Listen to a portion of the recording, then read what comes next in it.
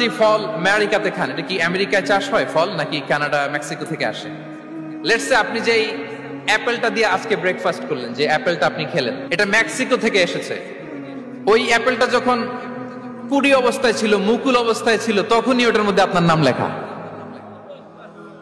এর মধ্যে কত পাখি এসে ওই গাছে বসেছে, কত মুকুল নষ্ট করেছে, ওইটা নষ্ট করে নাই, কারণ ওইটা আপনি খাবেন। ওইটা পুষ্ট হয়ে সুন্দর একটা ফল হয়ে ইম্পোর্টেড হয়ে এটা আমেরিকাতে আসলো, আমেরিকার বাজারে। অনেক মানুষ ওই ফলটা সুপার মার্কেটে যে ধরে চড়ে নেড়ে আবার রেখে দিয়ে চলে গেছে, নেয় নেই। ওইটা সে খাবে না, কারণ ওইটা আপনার রিজিকে লেখা।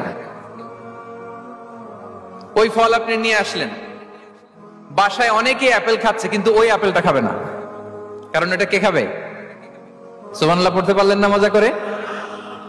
আল্লাহু আকবার। আপনার জন্য যে রিজিক নির্ধারিত, এটা আপনিই খাবেন।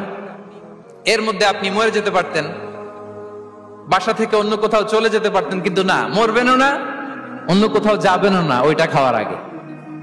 This is the essence of risk, this is the essence of provision, sustenance. ইন্নাল্লাহা হুয়া রাজ্জাকু যুল কুওয়াতিল মাতিন। মায়ের পেটে থাকতে নির্ধারিত, ওই ফল কেউ টাচ করবে না up until you try it. This is risk. এই কথাটাই বিষ্ণু ঈসা ইসলাম খুব সুন্দর করে বলেছেন, লা তামুতু নাফসুন হাত্তা তাস্তাকমিলা রিজকাহা। অন্য বর্ণনায় এসেছে লা তামুতু নাফসুন হাত্তা তাস্তাউফিয়া রিজকাহা। মানুষের জন্য যে রিজিকের বরাদ্দ, সেটা উপভোগ না করে, সেটা না খেয়ে ওই মানুষ এই দুনিয়া থেকে বিদায় নিতে পারে না। তাহলে আমার রিস্ক ভোগ না করে আমি মরবো না। এবং এটা যেহেতু আপনার জন্য নির্ধারিত, এটা আপনি পাবেনই।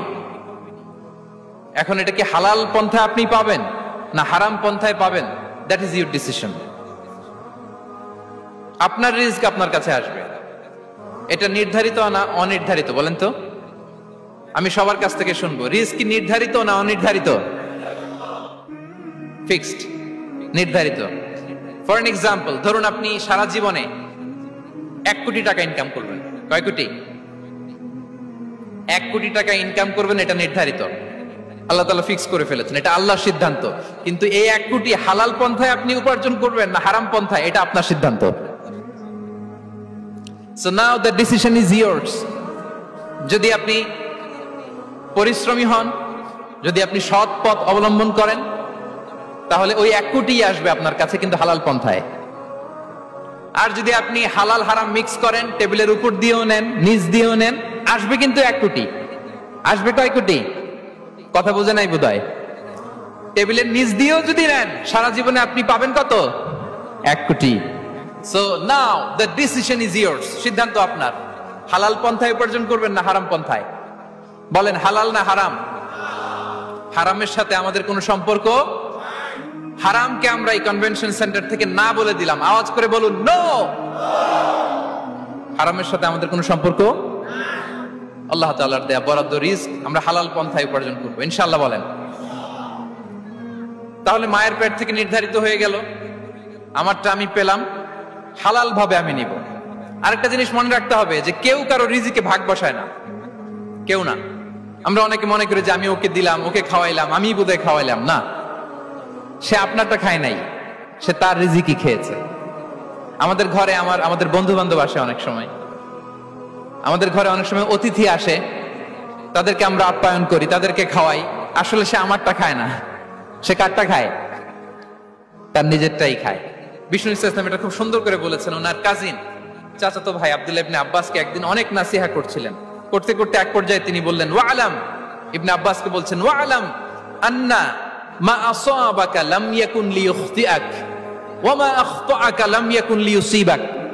আব্দুল্লাহ, জেনে রেখো, যেটা তুমি পাওয়ার, এটা তুমি কোনোদিন হারাবা না। যেটা তোমার হওয়ার কথা ছিল, ওটা তুমি কোনোদিন মিস করবা না। আর যেটা তুমি পাওয়ার কথা না, গোটা বিশ্বের সব শক্তিকে হাতের মুঠোয় আনলেও সেটার দেখা তুমি পাবে না, পাবে না। ওয়া আলাম আন্না মা আসাবাকা লাম ইয়াকুন লিইখতিআক ওয়া মা আখতাআকা লাম ইয়াকুন লিইউসিবাক। রুফিআতিল আকলাম ওয়া জাফফাতিস সুহুফ। আব্দুল্লাহ, রিজিক নিয়ে চিন্তিত হয়ো না, রিজিক নিয়ে পেরেশান হয়ো না।